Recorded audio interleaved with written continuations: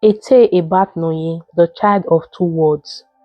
Noye was only 15 when her grandmother Mabel told her the truth about herself.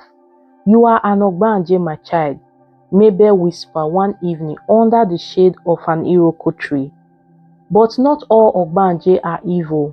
Some are simply lost souls looking for love and purpose. Mabel's words were a blame to Noye's bruised spirit. The old woman was the only one who treated her like a child rather than an woman, unlike others in their village. Mabel never looked at Noye with fear or superstitious belief, but even her womb could not protect Noye from the coldness of her mother, Norma. Since Noye's birth, Norma has endured the heartbreak of 4 miscarriages. The villagers whispered behind their wrapper, declaring that Noye was the cause. "She is a witch, she is an Ogbanje," they said, their voice dripping with sensitivity. "She has sealed her mother's womb. She has bewitched her mother so she cannot have other children." They will say this every single time Norma passes the village. Desperate to have another child, Norma sought the help of Apostle Chukwuma, a firebrand preacher, whose sermons were fueled by fire and brimstone.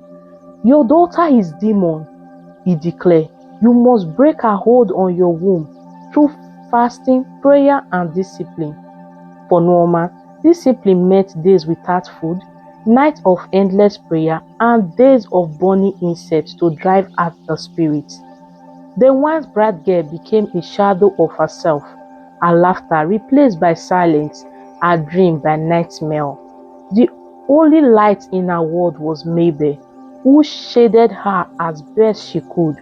"Do not let them break your spirit," her grandmother would say, holding her close. "Your destiny is not theirs to define."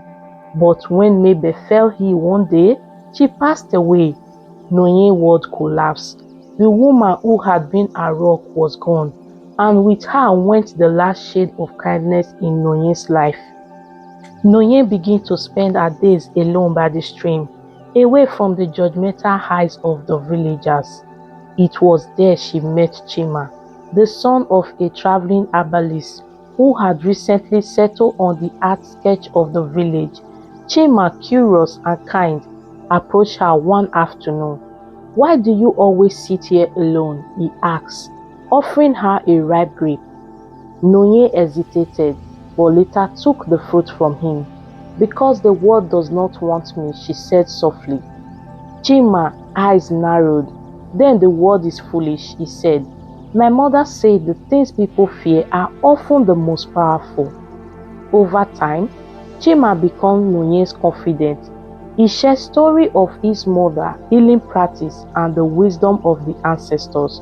Noye also, in her quiet time, go through the books the mother left behind. "Ogbanjes are not curse," Chima said one day. "They are spirits who walk between worlds. They make you special, not evil." Bonded by Chima's friendship and the memories of her grandmother teaching, Noye decided it was time to confront the source of her pain one Sunday during Apostle Chukwuma's fire sermon. He stood up in the middle of the congregation.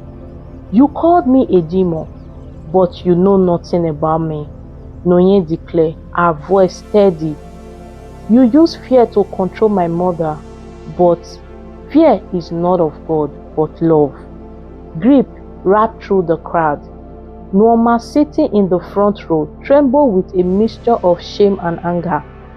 But for the first time, she saw her daughter, not as a cause, but as a beacon of hope for other children in the village. Apostle Chukwuma, caught off guard, tried to dismiss her. "Be silent, child. You are possessed by darkness." Noye took a deep breath. "If darkness means speaking the truth, then so be it. You preach love, but show none. You demand faith, but sow fear. The God my grandmother taught me about does not demand purity." Noye's bravery inspired others. Chima's mother, the herbalist, began to share stories of Ogbanje children who had grown into wise leaders and healers. Other children in the village, branded as strange or cursed, find solace in Nonye's courage. Over time, the villagers begin to question Apostle Chukwuma's teaching. Through years, now Norma understands the spirit her daughter carried was not a punishment but a blessing. She sought for her forgiveness, and though the road of reconciliation was long, they begin to rebuild their bond. By the time she turned 18, Nonye became a healer and storyteller, known for her ability to bridge through the gap between the spirit and the physical world. The same villager that once scolded her now sought her wisdom, and her name became hope for others.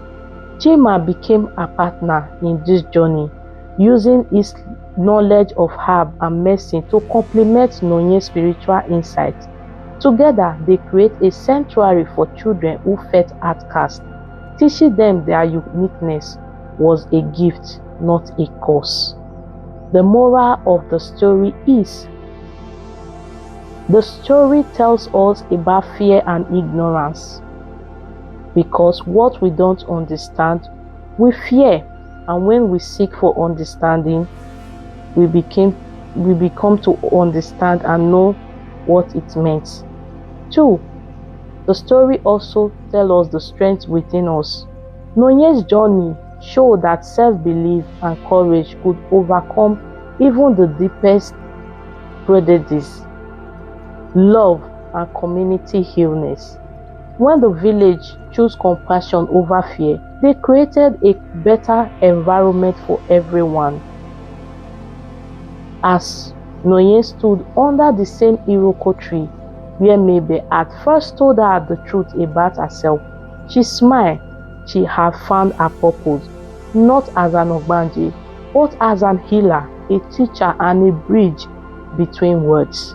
The story also tells us or teaches us to understand ourselves and know our spiritual ability. Thank you, and tell me what you think about the story.